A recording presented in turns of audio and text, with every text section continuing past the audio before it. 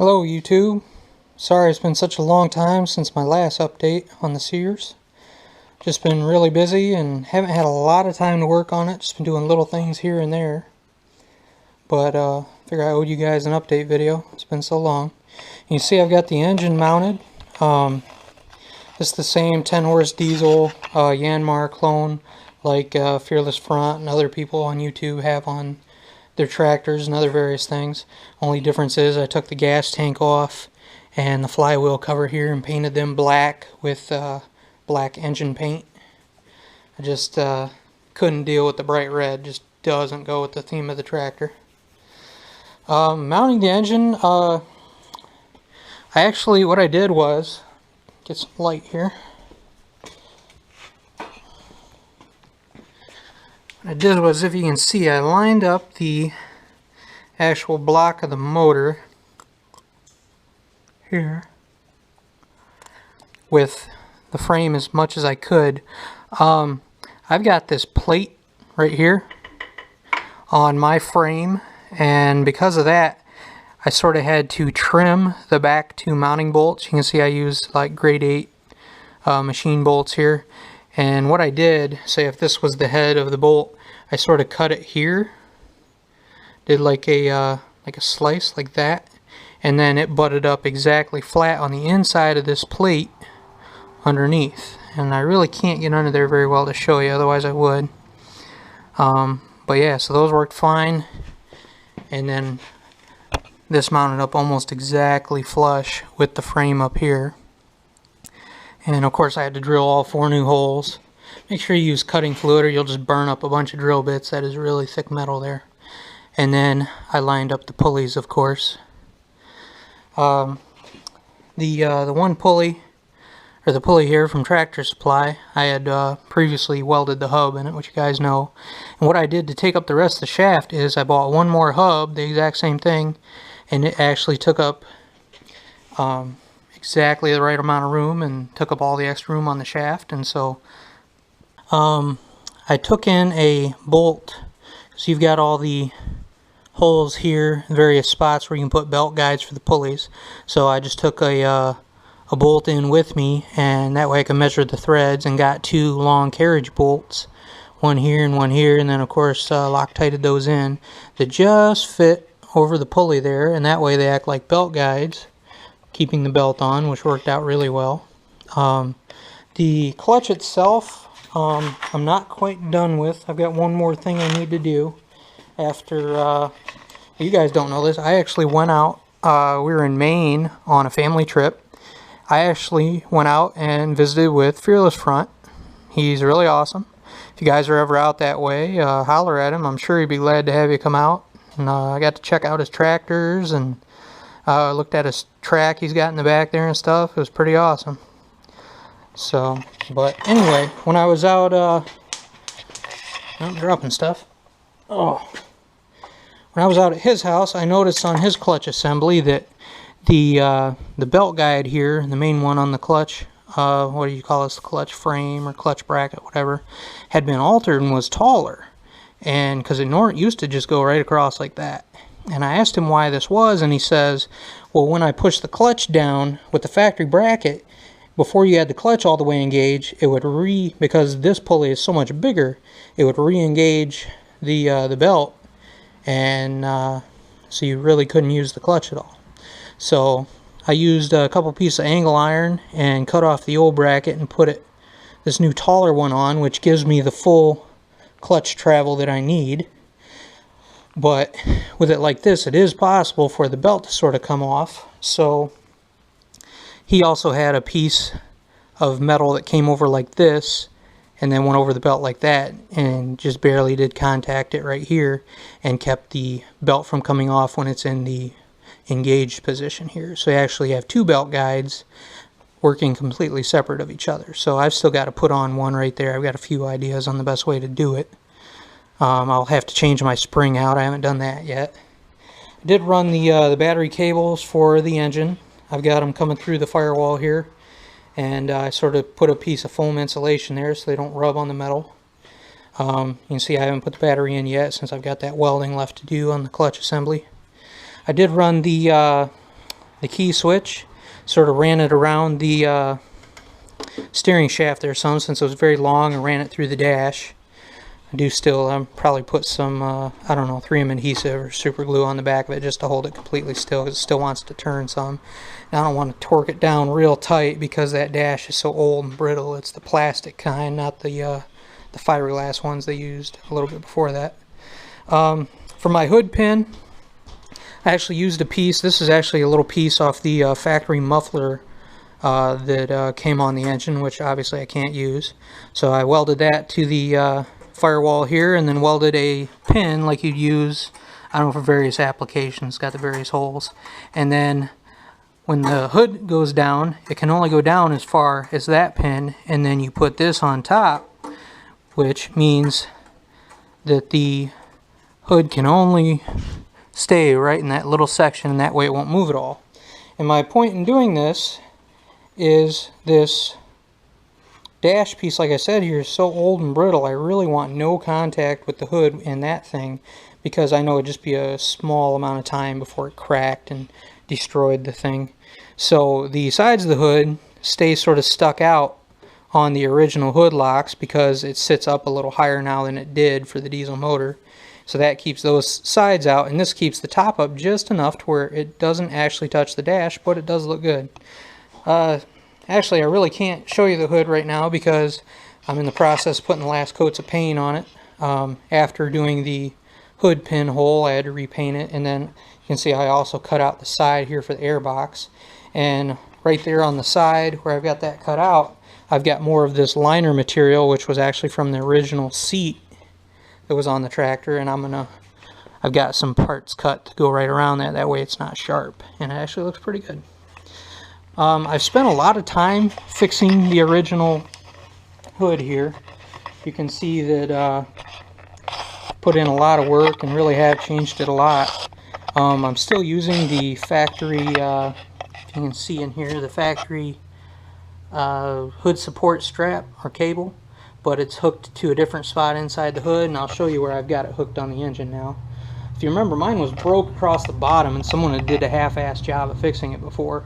So I've sort of patched everything a little bit. There was some other cracks in the fiberglass with JB Weld as an epoxy.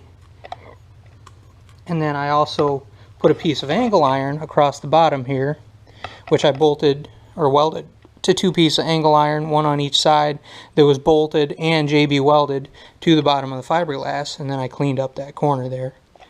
And I did that on the other side. And then here I welded at an angle a piece of sheet metal and took JB Weld, and I think I put like a piece of duct tape on the back to give it something to go off of, and I actually recontoured those corners so it looks pretty close to the original hood nose. So it's metal here and fiberglass here, but with the epoxy in there and the paint, it really doesn't look too bad. And then I used a couple pieces of 1/4 inch to act as the tops of the hood hinge. So once that's done, I'll install that. I'll show you in the next video, of course. What I did for the hinge, instead of the traditional 2 little bolts, I took a piece of bar stock here. I took my grinder and flattened it out on 2 sides, drilled a hole through it, and I've got a pin there, and I did it over here too. And since you only need to take out one side, I've got that pin wrapped up good. Once I got the hood back on, I'll bend this one out a little bit. But yeah, that works pretty good. It's really strong. This is where the hood support cable will go, and this was just a natural hole that was on the engine. It's part of the fuel tank bracket. Not sure why this side looks like that and this side has this thing, but whatever. And so this was an extra bolt. It was part of the muffler securing hardware, which obviously I don't need anymore. So I just put that down there, and I'll put some Loctite on it eventually. And the support cable goes here, and then the hood sits out how it should. So it's pretty cool. I haven't done the wiring for the glow plug yet, but I will. I haven't done any of the other wiring, like for headlights or tail lights yet. That'll probably be the last thing I do. I still need to do the foot and hand throttle cables, and do actually make the custom foot throttle. I kind of wanted to have the hood in place first though, so I measured those right. I've got the rear taillight bracket on, although like I said, no taillight yet. I've got my transmission installed, obviously, and this is the transmission that I had trouble locking, and it does have that flaw in it where the carrier's cracked. And I've got that in there for now while I'm building the tractor, and that way it's sitting on its own 4 tires. But what I am going to do before I actually drive it, when I finish with it, you can see here I've got a completely separate set of gears in the carrier itself and bolts and everything I found on eBay. So I'm going to switch out the 2 gears that are bent a little bit, is what I think was wrong with the original and why it cracked the carrier. And then obviously the carrier, and I think it actually ended up bending one of the bolts. So I'll switch out all those parts, and I've got new gaskets and stuff to replace the ones in the transmission. And I found an extra transaxle, the identical type, on eBay as well for a really good price, so I couldn't pass it up. So I've actually got enough seals and gaskets in this box to rebuild this one completely too and lock the differential in it. So sometime this winter, when I've got spare time, I'll do that one up, and that way I'll have 2 completely complete transaxles, both locked, and that way if you burn one up, just swap one out. You know, that way you're out of action a couple hours instead of a couple of weeks waiting on parts and rebuilding the whole thing. So that's kind of my plan with that. You can see I did end up welding in this pedal that I was talking about for the clutch. Did a fairly decent job here, cleaned it up some. It's not perfect, but I figure it's a pedal. It's probably going to be like dirty and crappy all the time anyway. So that ended up working out pretty well. But yeah, so that's about where I am with that. Pretty happy with it so far. I've run into a few snags, but not too many. So I'll be doing the throttle cables and finishing that clutch assembly and a few other little things. The exhaust is something that I think I'm going to spend the extra money on and actually have a custom exhaust pipe built. As soon as I get the hood done, I'll take it into town and get that done. This is the flange off the original muffler. You can see I've got the exhaust port taped up just so it's not getting dust and shit inside there. But it goes on like this, and then I was going to have an L pipe built that comes off and goes under the hood just a little bit and then up into a stack. And so I'll get that custom done so it's done right, and is quite a bit lighter than some of the ones made out of pipe fittings and other things like that. Because I went to look at some pipe fittings at TSC and stuff, and holding the amount that I would need, just some of them in my hands, I'm like, this is way too heavy to put on an aluminum block motor like that, even with a support. So once I get a stack made out of normal exhaust tubing, I'll probably weld a support either to here or down to the frame. I haven't decided yet. It depends on sort of how it ends up looking. But that's where I'm at with that. So I think that's pretty much everything with the Sears. I don't really have anything else to tell you guys yet. The bumpers I'll be doing probably this winter. So the Sears will be done, but it won't be done. I'm planning on getting everything else done and messing with the bumpers. And probably the headlights and taillight wiring after that, probably in the wintertime too. Those really aren't essential quite yet. So, but that's where I'm at with that. Final update on the Eastwood welding cart. Since I've had those tabs welded on there that I talked about in the last video on that, it has functioned really excellent. Pretty glad I bought it. The tri-ribs for the John Deere 345, those Firestones I got from Miller Tire in Waseon, Ohio, they have performed excellent. I was out dragging some ground I've got around my new pole barn out there, and these allow me to stay right in my tracks, just like a farm tractor would, just like my big 950 does or something. Since I've got the ag tires there and the tri-ribs up here, it really does steer nice. The only thing negative I have to say about them is, and I read this on some of the online forums too, where people are talking about them, they say they're tubeless, but if you run them without tubes, they have like a slow leak around the bead, and both of mine did. After about a week, this one over here had lost like 10 pounds, the one over there had lost about 5, and I tried it twice, a 2-week period, and they did it both times, so I went and had tubes put in them. But since then, they've been flawless. And I highly recommend them. If you do more with your lawnmower than just mow, I think you'd really like them. But that's where I'm at with everything, guys. Thanks a bunch for watching. Be sure to like and subscribe, and I'll do another update as soon as I get some more stuff done on the Sears. Thanks for watching.